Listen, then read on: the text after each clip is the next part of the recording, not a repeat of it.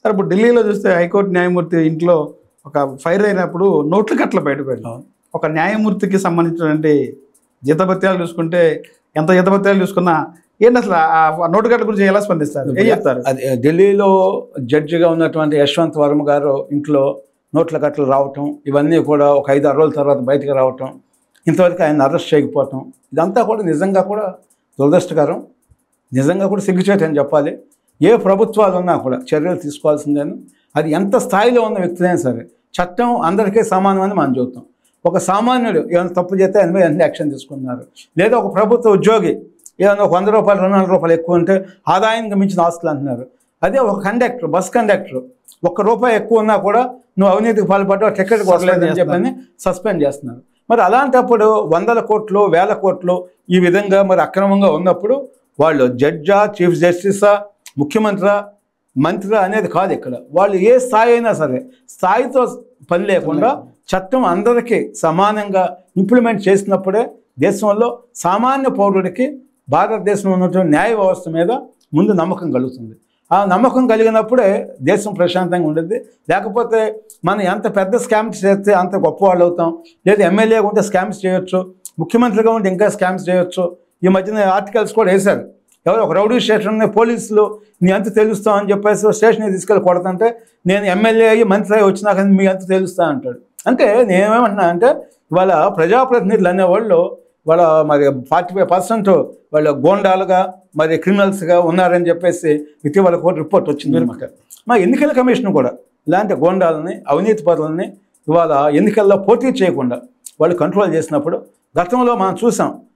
TN Seshan గారు కొన్ని సంస్కారాలు తీసుకొచ్చారు ఎన్నికల కమిషనర్గా. మరి ఇప్పుడున్న ఎన్నికల కమిషన్ కూడా మరి కఠినమైనటువంటి చర్యలు తీసుకోవాలి. నేర సామ్రాజ్యానికి సంబంధించినటువంటి ఎవరైనా సరే, ఏ రాజకీయ పార్టీ అయినా సరే ఉన్నప్పుడు నేరాలకు సంబంధించిన వ్యక్తులు ఎవరి కేసులు ఉన్నా, లేదా మహిళలకు సంబంధించినటువంటి హత్యలు కానీ, రేపు చేయటం కానీ, ఇలాంటి తీవ్రమైనటువంటి కేసులు ఉన్నప్పుడు వాళ్ళని ఏ పరిస్థితుల్లో పోటీకి అనర్హులుగా ప్రకటించాలి. ఆ తర్వాత ఏమైనా జరిగినా కూడా యుద్ధ ప్రాతిపదిక మీదుగా వాళ్ళకి ఒక స్పెషల్ కోర్ట్స్ ఏర్పాటు చేసి 6 monthsలోనే వాళ్ళు ఫాస్ట్ ట్రాక్ కోర్టులు ఏర్పాటు చేసి వాళ్ళ కేసులు క్లియర్ చేయాలి. లేకపోతే ఏమవుతుందంటే మనం వాళ్ళు చూస్తున్నాం, జగన్మోహన్ రెడ్డి గారికి దగ్గరగా 12 సంవత్సరాలు బెయిల్ ఇచ్చారు. అంటే అనేక కేసుల్లో ముద్దాయిలుగా ఉన్న వ్యక్తులకి మరి 12 సంవత్సరాలు బెయిల్ ఇవ్వటం అనేది ఇది భారతదేశ న్యాయ వ్యవస్థ కూడా నిజంగా కూడా అవమానం అని చెప్పుకోవచ్చు.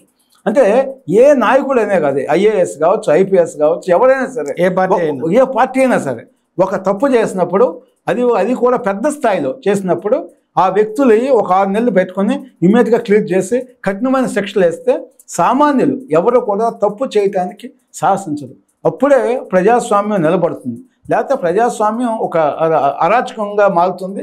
అప్పుడు ప్రతి ఒక్క యువకుడు కూడా నేను ఎన్ని చేసినా, నేరాలు చేసినా, ఘోరాలు చేసినా, లేదా బ్యాంకు దోపిడీలు చేసినా, ఏది చేసినా కూడా నాకు ఏ విధంగా శిక్ష పడదు, నేను లైఫ్ లాంగ్ నేను కూడా బెయిల్ మీద ఉండొచ్చు అనేటువంటి మైండ్ సెట్లో కానీ వస్తే ఈ రాష్ట్రాన్ని కాదు, ఈ దేశాన్ని కాదు, ఎవరు కాపాడలేరు అన్నమాట. అందువల్ల చట్టాలు పూర్తి స్థాయిలో కఠినంగా అమలు చేయాలి. అప్పుడు మాత్రమే మరి ప్రజలందరూ కూడా ఆ చట్టాలకు లోబడి యాక్ట్ చేయడం జరుగుతుంది. లేకపోతే అరాచకంగా వాళ్ళు ఇష్టారాజ్యంగా చేసినప్పుడు మనం దేన్ని కంట్రోల్ చేయలేం. అది ఆ స్థాయికి వెళ్ళిపోతే ఏమవుతుందంటే ఒక బంగ్లాదేశ్ లేదా మన ఒక శ్రీలంక గాను మారేటువంటి పరిస్థితులు వస్తాయి. అలాంటి పరిస్థితులు రాకుండా మన రాష్ట్ర స్థాయిలో, జిల్లా స్థాయిలో అన్నీ చేయాలి. అది ఒక పోలీసు మాత్రమే చేయలేదు. అమరావతి ప్రాంతంలో రియల్ ఎస్టేట్ అంతా పడిపోయింది, అమరావతికి చట్టబద్ధత లేదు కనుక అనేది ఇక్కడ ఎవరో కొండకి ముందుకు రావట్లేదని చెప్తారు. ఏం పరిస్థితి, ఏం చెప్తారు? అంటే ఒక విషయం అంటే గతంలో అమరావతిని మొత్తం సర్వనాశనం చేశారు కాబట్టి జగన్మోహన్ రెడ్డి గారు ఇవాళ ఆ విధమైనటువంటి ఫేక్గా న్యూస్ వదులుతున్నారు. అప్పుడు ఆయన విశాఖపట్నంలో రియల్ ఎస్టేట్ చేసుకుంటాం కోసం ఈ అమరావతి మీద విషయం జిమ్మారు. ఆయనకి మీడియా ఉంది, మనం చూస్తున్నాం. ఆవిడ భారతిరెడ్డి గారు ఏం రాస్తారో కూడా తెలియదు. ఎందుకంటే వివేకానంద రెడ్డి గారి హత్య కేసులో కూడా ఇదంతా కూడా నారావారి రక్త చరిత్రను రాశారు, నారాసుర రక్త చరిత్ర రాశారు. మరి రాసి ఆయన ముఖ్యమంత్రికి 5 సంవత్సరాలు ఉన్నాడు, ఏది లేవు. అన్ని సిగ్నల్స్ అన్నీ తాడేపల్లిలో ఉన్నటువంటి జగన్మోహన్ రెడ్డికి, అవినాష్ రెడ్డికే చూపిస్తుంది. నైట్ మొత్తం మాట్లాడుకుంటున్నారు ఫోన్లు. ఒక పక్కనేమో మర్డర్ జరుగుతుంది, అవినాష్ ఎవరు వివేకానంద రెడ్డి గారి మర్డర్, ఒక పక్కనేమో వీళ్ళు ముగ్గురు ఫోన్లో నైట్ అలా మాట్లాడుకున్నారని చెప్పేసి CBI చెప్పిన విషయం మనం ఆధారాలు ఉన్నాయంటారా? ఆధారాలు ఉన్నాయా? ఎవిడెన్స్ చాలా స్పష్టంగా అవినాష్ రెడ్డి గారు జగన్మోహన్ రెడ్డితో, భారతి రెడ్డితో ఇన్నిసార్లు మాట్లాడారు, ఇన్ని గంటలు మాట్లాడారు. మరి నైట్ దగ్గర 70-80 సార్లు కాల్స్ చేశారు. నిజంగా ఎవరికి కాల్స్ చేయాలి? ఫస్ట్ వాళ్ళ కుమార్తె సునీతకి చేయాలి, వాళ్ళ భార్య సౌభాగ్యం పట్టుకుంటాను ఆవిడకి చేయాలి. వాళ్ళకి చేయకుండా మరి వీళ్ళకి చేసిన తర్వాత కూడా వీళ్ళు ఎప్పుడు బయలుదేరారు? అన్నిటికీ చిన్న విషయాలకైనా స్పెషల్ ఫ్లైట్ తీసుకెళ్తారు. మరి అలాంటిది సొంత బాబాయి హత్య జరిగితే జగన్మోహన్ రెడ్డి గారి కారులో బయలుదేరి హ్యాపీగా సాయంత్రం 6ంటికి చేరుకున్నారు. అంటే కేవలం అక్కడే ఆ హత్యలో వాళ్ళ యొక్క పాత్ర ఏమిటి అనేది చాలా స్పష్టంగా తెలుస్తుంది. ఈరోజు కూడా మనం చూసాం, అవినాష్ రెడ్డి గారు అనేక కుట్రలు చేసి ఎస్పీ రామసింగ్ మీద, మరి సునీత మీద, వాళ్ళ భర్త మీద తప్పుడు కేసులు పెట్టించారని కూడా, అవి కూడా చాలా డీటెయిల్డ్గా విత్ ఎవిడెన్స్తో ఇవన్నీ ఉన్నాయని కూడా మరి ఆ రాష్ట్ర ప్రభుత్వం కూడా మరి కోర్టులో ఇది చేయటం జరుగుతుంది, అప్పీల్ చేయడం జరిగింది అనమాట. అంటే నేను ఎందుకంటున్నా అంటే ఇలాంటివన్నీ కూడా మసిపూసి మారేడుకాయలు చేయటం అనేది చాలా ఈజీ. ఇవాళ కేంద్ర ప్రభుత్వం రైల్వే కనెక్టివిటీ ఇచ్చింది అమరావతికి. అక్కడ ఎక్కడైతే మనకి మదిర దగ్గర నుంచి మరి ఇటు గుంటూరుకి మరి కనెక్టివిటీ ఇచ్చిందో ఆటోమేటిక్గా మరి అక్కడ ఉన్నటువంటి పరిస్థితులు పూర్తిగా మారిపోతాయి. మీకు వెస్ట్ బైపాస్ ఆల్మోస్ట్ క్లియర్ అయిపోయింది. మరి ఏప్రిల్లోనే దానికి కూడా క్లియరెన్స్ ఇస్తూ ఉంటున్నారు. ఇవన్నీ కూడా వచ్చిన తర్వాత మీకు ఇంకా 100 feet రోడ్స్. ఈరోజు మీరు వెళ్ళండి, నైట్ 11 గంటలకు వెళ్ళండి, 12 గంటలకు వెళ్ళండి, మరి అమరావతిలో రోడ్స్ ఏ విధంగా ఉన్నాయి, అక్కడ ఎంత సేఫెస్ట్గా ఉందో చూడండి. గతంలో మీకు సాయంత్రం 6 గంటలకే రోడ్లు మొత్తం పగలగొట్టేసి అన్నీ కూడా లారీలు పెట్టేసి తీసుకెళ్ళిపోవటం మనం చూసాం. ఆ రోజు కూడా పోలీసులు నోటీసులకు వస్తే అక్కడ జరుగుతూ ఉంటాయి, వీటిని మేము పట్టించుకోకూడదు, ఎందుకంటే ప్రభుత్వమే ఇవన్నీ చేస్తున్నాయి అని చెప్పేసి అనేక మంది పోలీసు అధికారులు కూడా చెప్పడం జరిగింది. కానీ ఈరోజు ఆ పరిస్థితి లేదు. ఇవాళ చాలా బ్రహ్మాండంగా నైట్ మనం 12 గంటలకు వెళ్ళినా కూడా లైటింగ్స్ పెట్టి చాలా నెంబర్ 1 సిటీ లెవెల్లో ఇవాళ డెవలప్ చేశారు. అంటే ఎవరైనా ఏ రాజధాని అయినా కూడా నెంబర్ 1 ఉండాలి, బయట నుంచి ఇన్వెస్టర్స్ రావాలి, చూసుకుని ఇక్కడ ప్రశాంతమైన వాతావరణం ఉంది అని చెప్పేసి వాళ్ళు నమ్మినప్పుడు మాత్రమే ఈ రాష్ట్రానికి పెట్టుబడులు వస్తాయి అన్నమాట. అమరావతికి దారి ఏదంటారు? అమరావతికి వెళ్తాకి దారి ఏది? అమరావతికి వెళ్ళడానికి దారి మన విజయవాడ నుంచి కరకట్ట మీద ఉంది, అదేవిధంగా ఉండవల్లి సెంటర్ మీద నుంచి. కరకట్ట నుంచి 4 లైన్లు ప్రధాన రహదారి వేస్తా ఉన్నారు.